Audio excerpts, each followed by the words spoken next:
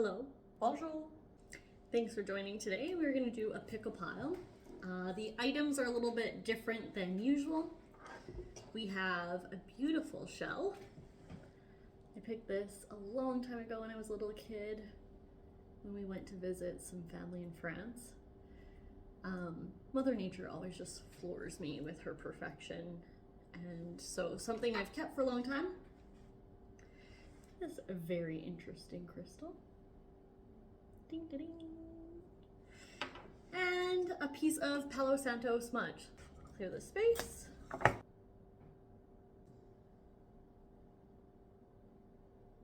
Isis, Lightworker's Oracle, Kali as overall messaging, and the Shaman's Dream.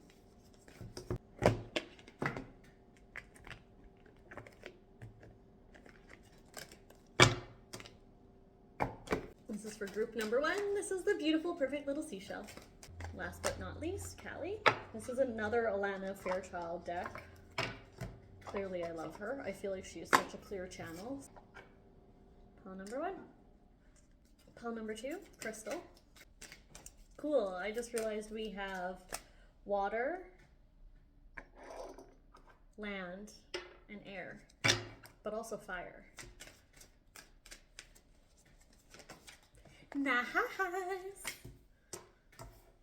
So you could also choose that way by selecting either land, water, air/fire. Of course, the seashell being water, so number 1. Land being the crystal. And air and fire being the smudge. And now air and fire. And now our final message from Kali. Okay, holy. And to represent air and fire, we have Palo Santo. All right, so let's get started. We're first going to start with water, the seashell. So for those of you that have selected water or the seashell, here's your reading. Overall message, I'll leave to the end. We're going to flip this way. Miracles of Isis. Ancient power and mysteries. Hear the rattle of the Isis play. Merkaba, spiritual protection. Dragon's horde, protecting of the future. Oh, my throat chakra is being activated for you as I'm opening this up. Eye of the needle, intentionality. Star in the skies, limitless possibility. Deep, quiet meditation and stillness. Dance on one foot, balancing act, and jeweled web, connectivity. And all these shades are reminding me of the chakras as well. So very much sacral,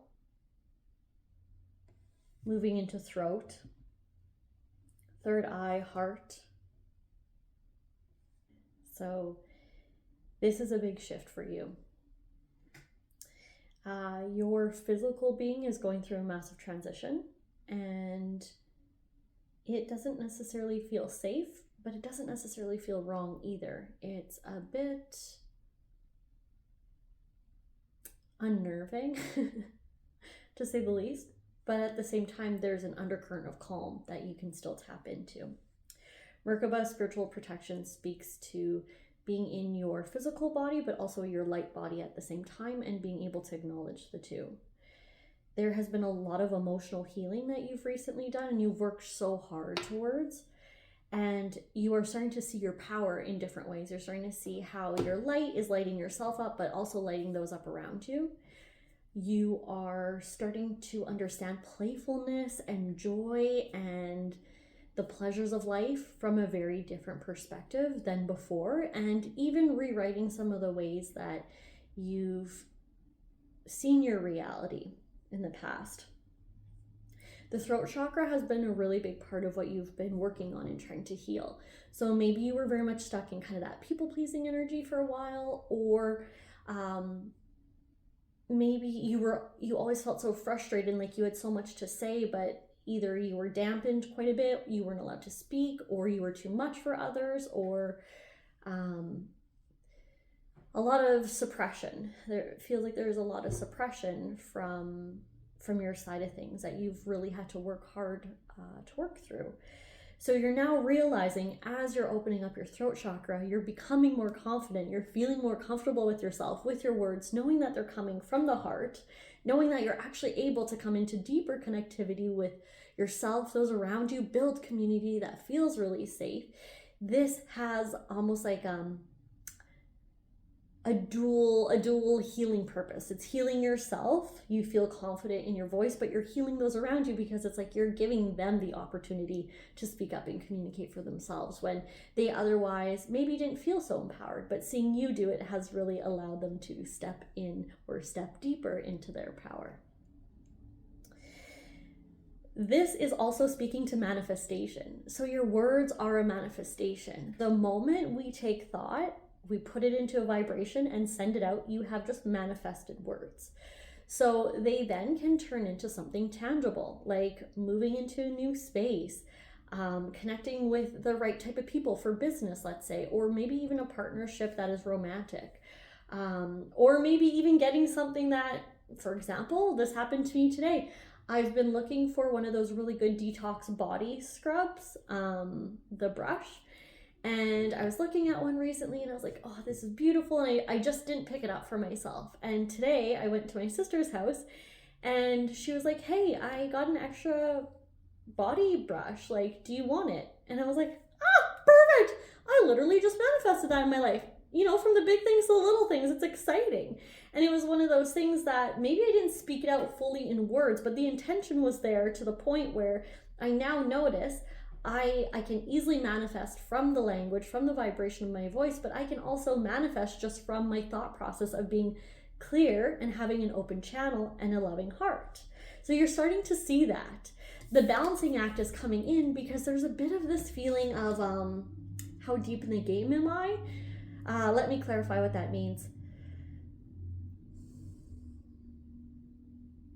How much of this am I allowing to be superstition versus how much of this am I allowing into my reality that will fabricate into something or turn into something tangible? So you're kind of trying to balance the two. You're really being asked to go within. When your mind starts to get busy and you start to think that you're playing the game wrong or that you're getting too caught up in the superstitions, you're being asked to go within, to bring that balance back by meditating, by finding stillness, by finding quiet. When your brain feels fuzzy or static, come in, come back to self. The card intentionality is coming up. Again, this has to do with the intentionality of what you are speaking out, what you're manifesting, but also what you're allowing in and out of your thought process. So being really clear on that monkey mind and understanding when it's just running away, when it's just filling your brain with noise versus when you can use it as a tool. Part of this feeling like you're buying into, I want to say, a bit of that superstition is understanding that you're very protected in it. You have reached a level now where your vibration, your energy is high, and you are attracting good. You are also understanding what energy is yours, what is others, and when someone is trying to penetrate your energy for a lesser than cause, we'll call it. So know that you are well protected. You've done the work. You understand what it looks like to keep yourself clean and clear of others' energy and ick. Now, the Kali card, the overall message that we're getting from this is, your heart cannot be contained or constrained by what has taken place in your life. Your heart wisdom and empowerment is growing, and soon you shall have the wisdom and courage to accomplish something significant. Trust in the invisible workings of the divine love in your life. Let your heart be at peace as it guides you onward. So these people have worked really, really hard with a lot of intention to get to where they are. Don't get tripped up on the minutia of things that aren't really in your way, but you're worried they're in your way. Allow yourself to see the miracles. Allow yourself to be present to what you bring to the table, and enjoy and know that you are divinely protected and your future is headed in that direction that you keep foreseeing for yourself, that you keep working towards the manifesting of, and that all that is required at this point is letting go of those worries that you haven't done it perfectly. You've done it well. There's no such thing as perfection, but you will figure out ways that you can make small adjustments to continue to enjoy how this game unfolds for you. Next up, we have Earth Crystal. Callie at the top for our overall message at the end. Mama Isis, the dark mysteries enter the chamber of the dark goddess. Okay, so these people are mid-transition. Initiation by water, initiation by air. Yeah. Life path. Repairing the veil, forgiveness, the wall, obstacles, the cosmic womb, divine feminine. Unlike the first group is done the initiation. They're now waiting for the tree to blossom. Like, the tree's grown. They're like, all right, when's spring coming so we can see the blossom, so then in summer, we can start to see the fruit of the labor, and then fall, we're harvesting type thing. That's the energy for group number 1. Group number 2, you are in the middle of your initiation. You're in the middle of your change cycle. So dark mysteries enter the chamber of the dark goddess. This is speaking to seeing more of the shadow aspects and shadow parts of yourself that are ultimately becoming very healing, as before they were your ick or your cringe and you were not comfortable with them. You kind of suppressed them, or you were working through the gunk of it. These people did a lot of reparenting, has been working on loving themselves deeply. Initiation by water, initiation by air speaks to the fact that these are both very powerful forces. So as much as the wind comes in and blows off the dead leaves so that a new cycle can begin, so too does water in the force of the replenishing energy that comes with it. Both of them can be very heart-centered, and that's what I'm getting from these people, is this turnover, this change has been very much a heart-centered change for you. This hasn't been without its pain, but you're now seeing your life path. You're now linking up with your dharma. You're now feeling like, oh my God, it was worth all the painstaking, grueling moments that I so wanted to give up on, but I'm seeing the light at the end of the tunnel now. Repairing the veil. This is a forgiveness card. This is forgiveness for self, forgiveness for others, like people that maybe you thought you would never forgive, or if you did a lot of that reparenting, like I was talking about, maybe it's forgiving your parents even deeper. So oftentimes we think reparenting means that we had an awful childhood and there was a lot of work that we had to do, but sometimes that's not the case. Sometimes the reparenting actually just comes from generational trauma that we are working through, even if we were unconditionally loved. Like, everybody has trauma and pain from their childhood. So there's a deeper forgiveness and understanding from those that have given us or passed down some of that pain. And there's a deeper loving available, and again, more of that heart healing that you're really working through. So you are repairing some of these relationships that could have been a surprise to you. Maybe you thought you didn't even have to repair them, but now there's more of a sweetness there, more of a vulnerability, more of a connection, and you're very ready to continue that. And it's also helping you to move obstacles out of your way. The card, the wall, obstacles, yes, it's speaking to at this moment, you're still overcoming some of it, but with this repairing, with this forgiveness, you're allowed to, or able to, move through these obstacles much easier because you've gained some tools at the very beginning of this change. Cosmic womb, the divine feminine. So we all have a feminine and masculine energy in our system. And so the people that are moving through this phase right now are predominantly reparenting from the feminine side, that nurturing side.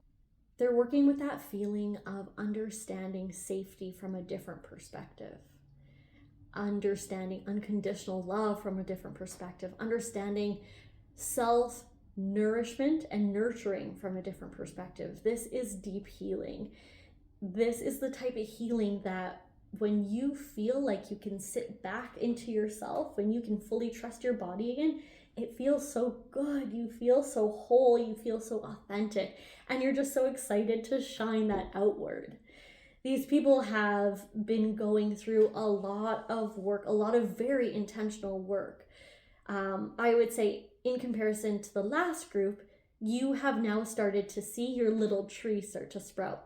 So you went through the planting of the seed and the watering and the tending, and now you're starting to see your tree sprout. And that is exciting because you understand now that it isn't all for naught. There is so much love and support here for you in such a big way that you actually didn't really know just how loved and supported you were until you walked this path.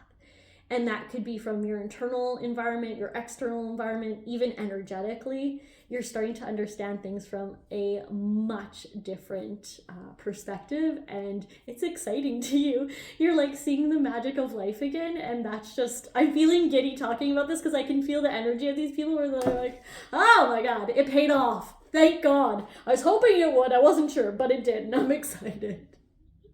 So congratulations, because you're doing it, and it is all coming to a head in a very positive way.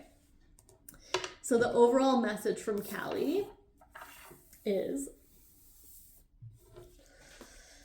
you can trust that what is happening now will give way to a new expression when the time is right.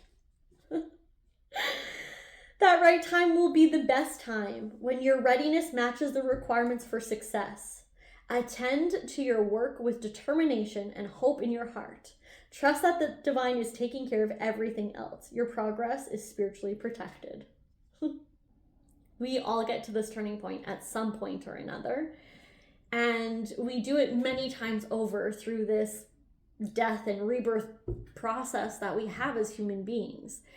So there's a sweetness to this. There's a lot of pain, but there's a deep sweetness to this, because when we come to this point, it's like, oh my God, that light, like I was talking about, that light at the end of the tunnel, it's like we start to move towards it, and then it becomes us, it consumes us, it is us, and then we live in a brighter state, a much happier state, an easier state, and life seems to just flow much easier. It seems to be full of magic and excitement, and there's a glow about us that people sometimes can't help but stop us on the street and tell us we're glowing. And each time we go through that death and rebirth, it is so worth it for that glow up, I guess. All right, fire and air. Callie at the top. Past life, present power, wisdom of the divine feminine, past life activation, second ray of wisdom, me talks, ooh, hollow bone, oh my Lanta, joyful muse, garden of Venus, holy smokes, okay. This is big energy. This is healer's energy. These are people that have transcended many levels of rebirth, and the energy itself has brought a lot of pressure to my third eye. So I'm just going to take a moment. Okay. So some of you don't even know that you are healers, even though you've went through the death and rebirth process many times. It's almost like you're a humble healer in a sense, where just your presence of being in a space helps to change the vibration or the frequency or people's moods, and you come into a space that could feel chaotic or uncomfortable, and you can cut the tension with a knife, but somehow you're able to make it easier. You come into the room and somehow you're able to make things feel lighter or easier. So some of you are, like I said, humble healers. You carry your light with you, and you create beautiful space by just being in your heart center and being authentic to yourself. You've been doing quiet work. As others have been doing louder work. You've been a healer, an intentional healer. You've taken this practice up, and you know that that's what you do. And I also want to add like a little caveat here. So when I say healer, your energy would come across as soothing and allow people to feel like they are less in their panic state, or that their nervous system is being overloaded, so that they're then able to move into a state of healing or relaxation. You're like a soothing balm almost. So not that you are directly looking at them and like healing whatever it is. I truly don't think we have that power, or there are very, very few of us that actually hold that power where we can do miraculous healing. I think it really depends on the person being healed. It is up to them, essentially, and where they can meet you at, whether conscious or subconscious. But some of us have that energy and can walk into a room and bring that healing, that calming balm to the space, as others hold space for people that intentionally come and see them. And we practice with our own energy to work towards a common goal with a client or with that other person. So there's kind of different ways that you can be a healer. And these people have come into the understanding that they are here for that. They may not be in that in their day-to-day job just yet, but on some level they're working that. These people have understood that this gift of healing has traveled through many life cycles with them, that they've had the opportunity and the beautiful grace to carry this with them each lifetime. And each lifetime, they either have a remembrance early on and they're able to wield it as a tool very early on and gain more traction, or some of us realize it much later in life, but it still doesn't make it any less potent. So we are meant to experience it and expand on it exactly when it is time and when it is shown to us, or when we access it. And it is also so healing for us in that space too. We get to gain a lot of insight into our own healing and our own self-love journey, because essentially that's what it is, the coming home to self. And that speaks deeply to the divine wisdom, the power of the divine wisdom. It is that very feminine understanding of that unconditional love, that nurturing energy, that soft, tender, loving energy.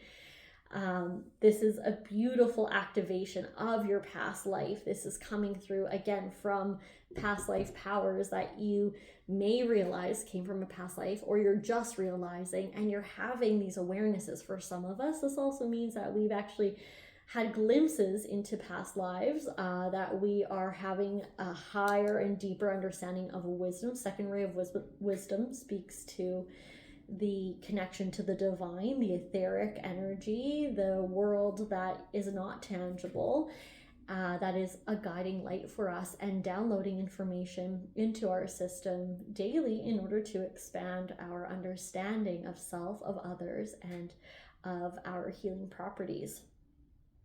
These people, however, need to take more time for themselves. We are approaching a time, and we've been approaching a time for some time, but we are really about to reach the precipice of people waking up to understanding that we are more than this flesh suit. We're more than this physical being, that there's more than just the comprehension of the singular self that we've existed in for so long.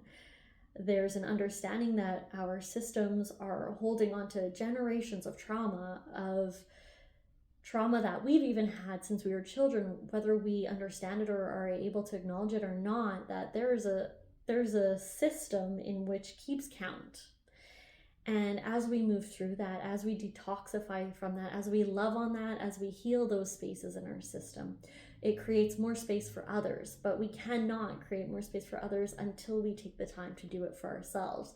So these healers, although big and bad and wonderful and amazing and can hold so much space, please take the time for yourself. We know that cheesy little saying, and we can't pour from an empty cup, so make sure your cup is flowing over.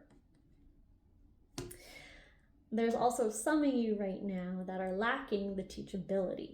So this means that for some healers, some practitioners, we get to a point where we think, oh, we've got this in the bag. There's no need for me to search for more information or understanding. I think I'm pretty topped up on my learning or my understanding or my teachings of this. Be pliable, be flexible, understand that you are actually just as much a student as you are a teacher. And don't forget that there's so much beauty in the learning. We can't possibly know everything. We never will. There's always learning coming through. So be open to it. Try not to stifle yourself, because when you do that, you're actually closing your crown. So you want to stay open and have that availability for new understandings. With that comes inspiration. This is going to not only inspire you with your teachings and your learnings and your healing, but also inspire you in life, give you a new and regenerative understanding of life and your connection to the organic world around you, and how to better serve yourself, your family, your community, and also the planet. There's a lot of coexistence that we're going to be coming into on a deeper level coming up shortly.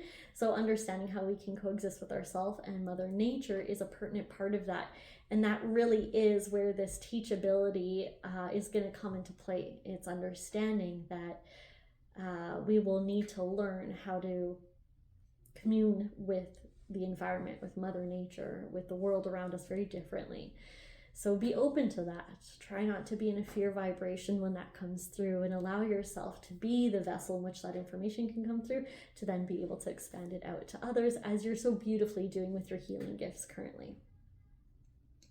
The last card you got with that was Rest and Renewal, which goes right back to the Me Talks, just affirming that you need to be taking more time for yourself. You need to be allowing yourself to come into a place of love, come into a place of relaxation, come into a place of nourishment like never before.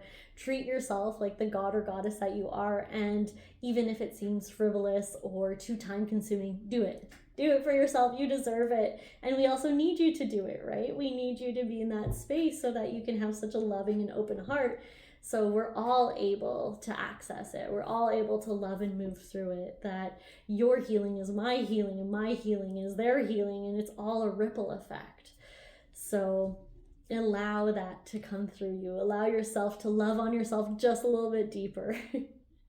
And I have a feeling that that'll allow that ability to be teachable, to be more accessible, because you won't be so bombarded.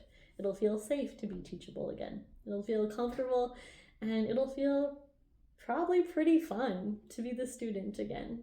Sometimes just need a little reminder of like, yeah, you know a lot, but like relax a little bit. And some of your downloads might come through a little bit easier. Maybe you don't need to do as much of a ceremony as you thought, or maybe it doesn't need to be worked through the way you typically work through. Maybe there's a new access point for you. And then for those that are new to the healing journey, this is just an indication that soon you will have a teacher come your way that's going to resonate with you, and you're going to feel very excited about this new learning and this new teaching. All right, so overall message from Callie. She appears fierce, and yet she is the beginner. Her oracle brings the message that a situation which may frighten or intimidate you is well within your capacity to handle.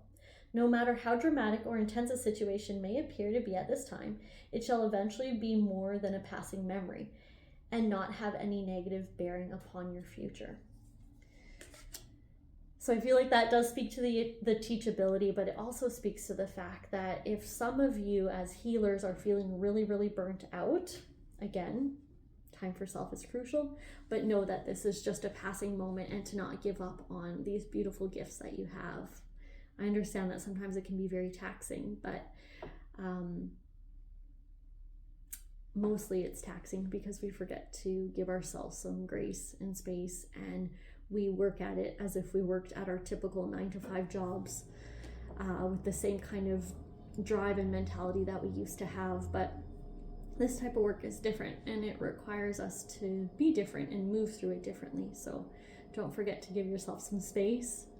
Don't forget to give yourself some incredible unconditional love, and eat the chocolate if you want it. You know, like, no one's watching.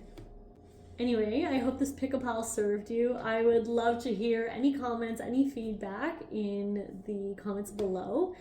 And if it did, please feel free to share this with someone that you think could resonate with, or give me a like or even a follow. I'm very keen on expanding this channel as much as possible, because I feel as though even if it doesn't fully resonate, there's an energetic frequency that I give off, that we give off as people, and if that resonates with you, sometimes that's just enough to maybe even brighten your day a little bit. So I would love to reach as many people as possible. So please consider giving it a like, a comment, or a follow. I would very much appreciate that. And until then, lots of love as always.